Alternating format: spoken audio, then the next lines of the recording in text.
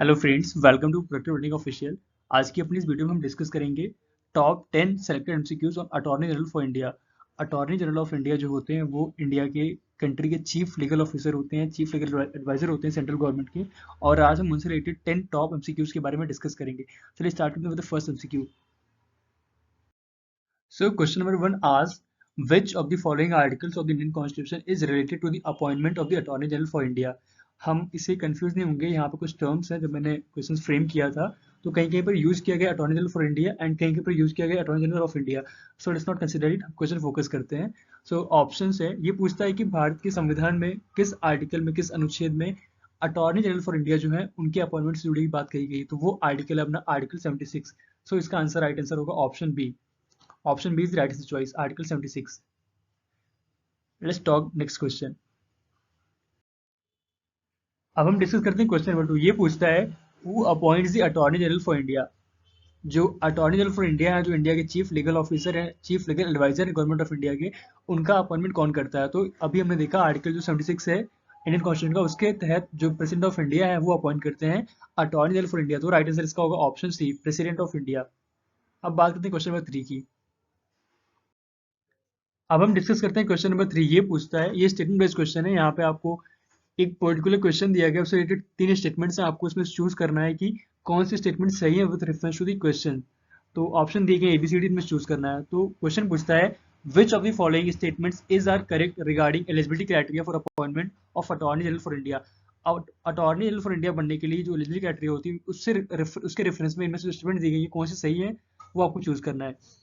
So statement first कहता है, he और she must meet the qualifications for appointment as a Supreme Court जज। यानी कि जो अटॉर्नी जनरल फॉर इंडिया है उनकी जो क्वालिफिकेशन है वो एक सुप्रीम कोर्ट के जज के इक्विवेलेंट होनी चाहिए। ये फर्स्ट स्टेटमेंट कहता है और ये बिल्कुल सही है। सो स्टेटमेंट फर्स्ट बिल्कुल सही है। अटॉर्नी जनरल फॉर इंडिया बनने के लिए जो मिनिमम क्वालिफिकेशन है वो एक सुप्रीम कोर्ट के एक जज की इक्विवेलेंट होनी चाहिए। स्टेटमेंट सेकंड कहता है, ही और she must have served as a जज in a high court for at least 5 years। Second statement कहता है कि किसी भी हाई कोर्ट, किसी इंडिया के किसी भी हाई कोर्ट में उन्होंने 5 years तक एज अ जज सर्विस दी हो अपनी। और स्टेटमेंट थर्ड कहता है, ही और she must have served as an advocate in high court for at least 10 years। या किसी भी हाई कोर्ट में, किसी भी स्टेट के हाई कोर्ट में इंडिया के, उन्होंने एटलीस्ट 10 years तक एज एन एडवोकेट सर्विस दी हो। तो हम जैसा कि देख पा रहे हैं कि यहाँ पे जो सेकंड और थर्ड स्टेटमेंट्स हैं ये कहीं ना कहीं फर्स्ट से कोरिलेट करती हैं। यानी कि सुप्रीम कोर्ट का एक जज बनने के लिए आपके पास ये जो सेकंड एंड थर्ड है ये क्वालिफिकेशन आपके पास होनी चाहिए एटलीस्ट। सो ये जो तीनों स्टेटमेंट्स है ये आपस में कोहेरेंट हैं, सिमिलर हैं काफी हद तक, और ये तीनों ही इंपॉर्टेंट है to become attorney general for India. या इनमें से कोई एक भी होगी तो भी अटॉर्नी जनरल फॉर इंडिया आप बन सकते हैं। सो यहाँ पे all of these will be the right answer choice, option C. अब हम डिस्कस करते हैं क्वेश्चन नंबर 4। ये पूछता है, what is the ranking of the attorney general for India in the Indian order of precedence? जो इंडियन ऑर्डर ऑफ प्रेसिडेंस है उसमें अटॉर्नी जनरल फॉर इंडिया की रैंकिंग क्या है? पहले समझते हैं कि इंडियन ऑर्डर ऑफ प्रेसिडेंस क्या होता है। यहाँ पे ऐसा है कि हमारे इंडिया में जितने भी गवर्नमेंट एग्जीक्यूटिव्स हैं, जो गवर्नमेंट को रिप्रेजेंट करते हैं, ऑफिशियल जितने भी हैं, उनकी उनकी पोस्ट डिजिग्नेशन, उनकी अथॉरिटी के हिसाब से उनकी रैंकिंग तय की गई है। जैसे कि हम देखते हैं कि जो हमारे प्रेसिडेंट ऑफ इंडिया है वो टॉप पे होते हैं, उनको first person of the country कहा जाता है, उनकी रैंकिंग टॉप पे, वो फर्स्ट पे आते हैं। उसके बाद आते हैं vice president of India, then आते हैं हमारे प्राइम मिनिस्टर आते हैं, उसके बाद गवर्नर ऑफ स्टेट आते हैं 4th नंबर पे। इस तरह से ऑफिशियल्स की एक रैंकिंग निर्धारित की गई, उसको हम इंडियन ऑर्डर प्रेसिडेंस कहते हैं। तो इस रैंकिंग में हमारे जो अटॉर्नी जनरल ऑफ इंडिया, इनकी क्या रैंकिंग है? तो इनकी रैंकिंग आती है 11th। ये इंडियन ऑर्डर प्रेसिडेंस में 11th नंबर पर आते हैं, इसलिए इनकी रैंकिंग 11th होती है और ऑप्शन होगा ऑप्शन इज राइट चॉइस। अब देखते हैं क्वेश्चन नंबर 5। क्वेश्चन नंबर 5 पूछता है, consider the following statements with reference to the attorney general for India. आजकल most of the competitive exams, जितने भी हमारे टॉप एग्जाम्स हैं कॉम्पिटिटिव नेचर के, उसमें खासकर आजकल स्टेटमेंट टाइप के क्वेश्चन ज़्यादा आते हैं। सिंपल नहीं, स्टेटमेंट टाइप क्वेश्चन आएंगे, आपको स्टेटमेंट्स पढ़ना है, स्टेटमेंट्स रीड करना है, कंक्लूजन ड्रॉ करना है, देन आपको आंसर करना है। यहाँ पे भी इस क्वेश्चन में 2 स्टेटमेंट्स दी गई हैं, इनको आपको रीड करना है एंड देन क्या बेस्ट अल्टरनेटिव होगा वो आपको चूज करना है नीचे ABCD ऑप्शन में से। स्टेटमेंट फर्स्ट कहता है, attorney general provides legal advice to the government of India on legal matters refer to it. यानी भारत सरकार के से जुड़े हुए जितने भी मामले होते हैं, जितने भी लीगल मैटर्स होते हैं, उन मैटर्स में अटॉर्नी जनरल जो है वो गवर्नमेंट ऑफ इंडिया को लीगल एडवाइस प्रोवाइड करते हैं। बिल्कुल सही है, ये उनका काम है। ये फर्स्ट बिल्कुल सही है। सेकंड कहता है, in supreme court cases involving the government of India the attorney general represents the central government. ये कहता है कि सुप्रीम कोर्ट में ऐसे जितने भी केसेस हैं जो गवर्नमेंट ऑफ इंडिया से इन्वॉल्व हैं, उससे जुड़े हुए हैं, उन सारे केसेस में, उन सारे मैटर्स में अटॉर्नी जनरल जो है गवर्नमेंट ऑफ इंडिया को रिप्रेजेंट करते हैं सुप्रीम कोर्ट में। तो ये भी बिल्कुल सही है, ये उनका काम है, दोनों ही उनकी एक्टिविटीज हैं, तो ये दोनों ही सही है। इसलिए राइट आंसर होगा option C, both statements are correct. Option C right answer choice. अब हम देखते हैं क्वेश्चन नंबर 6। ये पूछता है when was the office of the attorney general for India formed. यहाँ पे ऑफिस इन द सेंस, इसका मतलब ये है कि जो अटॉर्नी जनरल फॉर इंडिया, इनकी जो पोस्ट, जो अथॉरिटी है, इसका क्रिएशन कब हुआ था, ये कब फॉर्म की गई थी। तो ऑप्शन है 26 नवंबर 1949, ऑप्शन बी 22 अगस्त 1948 एंड ऑप्शन सी 26 जनवरी 1950, ऑप्शन डी 28 जनवरी 1950।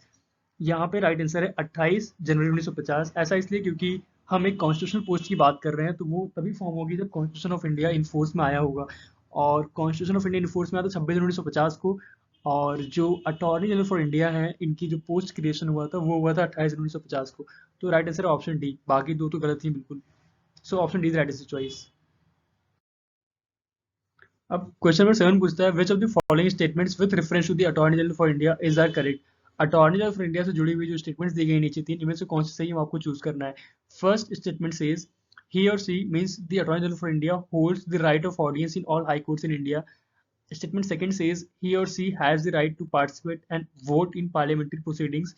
Statement third says he or she has the right of audience in the Supreme Court of India.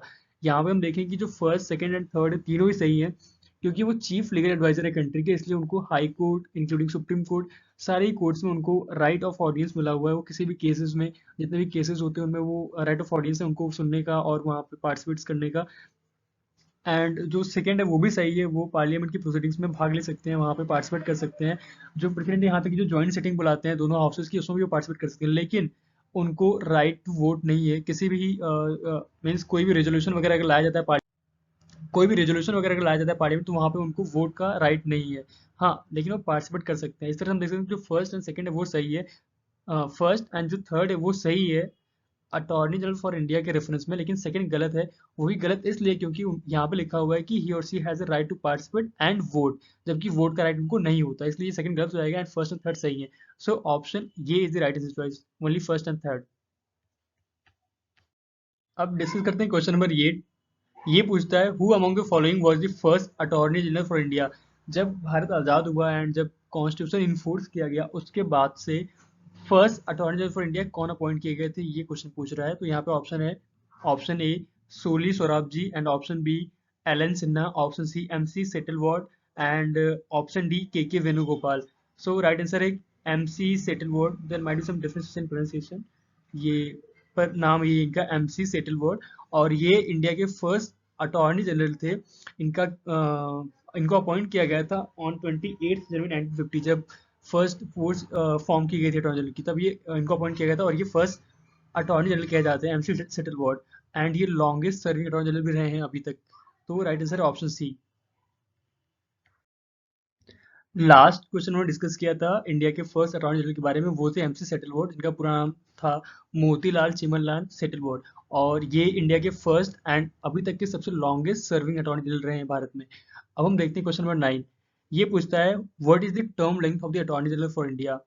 Term length in the sense कि उनका टेन्योर क्या होता है, वो कब तक सर्विस दे सकते हैं अपनी, यहाँ पे इसका ये सेंस है। सो ऑप्शन है up to 65 years of age, option B during the tenure of the existing government, मतलब फर्स्ट कहता है कि 65 ईयर्स ऑफ एज तक, 65 साल की उम्र तक उनके पास सेवा देने का राइट है, अधिकार है। ऑप्शन बी कहता है during the tenure of the existing government, जो वर्तमान में जो भी सरकार चल रही है उनके अपॉइंटमेंट के टाइम पे, जैसे ही उसका उसका टेन्योर खत्म होगा, सरकार का डिसोल्यूशन होगा या टेन्योर खत्म होगा, उसके साथ साथ में अटॉर्नी जनरल का भी टेन्योर खत्म हो जाएगा। ये कहता है आपका ऑप्शन डी। ऑप्शन सी कहता है up to 62 years of age, 62 साल की उम्र तक। एंड ऑप्शन डी कहता है during the pleasure of the president of India. तो सबसे अप्रोप्रिएट आंसर है इसका during the pleasure of the president of India. Attorney general for India के संदर्भ में ये कहा जाता है कि उनका अपॉइंटमेंट कौन करते हैं, प्रेसिडेंट ऑफ इंडिया करते हैं, based on article 76 of the Indian constitution. और वो अटॉर्नी जनरल फॉर इंडिया जो है वो कब तक अपनी सर्विस दे सकते हैं नेशन को, ये डिपेंड करता है प्रेसिडेंट पे। प्रेसिडेंट ऑफ इंडिया के पास राइट है, वो जब चाहे तब ऑन अप्रोप्रिएट ग्राउंड, जो भी उनको है ना सुटेबल लगे या जो भी कॉजेस हो उसके बिहाफ पे, वो अटॉर्नी ऑफ इंडिया को उनकी पोस्ट को बर्खास्त कर सकते हैं। उनको उनके पद से रिमूव कर सकते हैं। सो ये डिपेंड करता है, यहाँ पे कभी कहीं भी कॉन्स्टिट्यूशन में ये डिफाइन नहीं किया गया कि इनकी रिटायरमेंट की उम्र क्या होगी या कब तक सर्विस दे सकते हैं, लेकिन ऐसा है, इसमें ये कहा था कि ड्यूरिंग द प्रेसिडेंट, मतलब कि जब तक प्रेसिडेंट चाहे तब तक वो रहेंगे। प्रेसिडेंट ऑफ इंडिया जब चाहेंगे तब उनको उनके पद से रिमूव कर सकते हैं, हटा सकते हैं। तो option D is the right answer choice. अब देखते हैं अगला क्वेश्चन। अब हम डिस्कस करते हैं हमारा लास्ट क्वेश्चन, क्वेश्चन नंबर 10। ये पूछता है, consider the following statements with reference to the attorney general for India.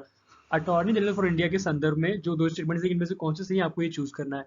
Statement first कहता है, the attorney general for India is a statutory post. Attorney general for India की जो post है वो statutory nature है, हम डिस्कस करेंगे क्या होता है स्टैट्यूटरी।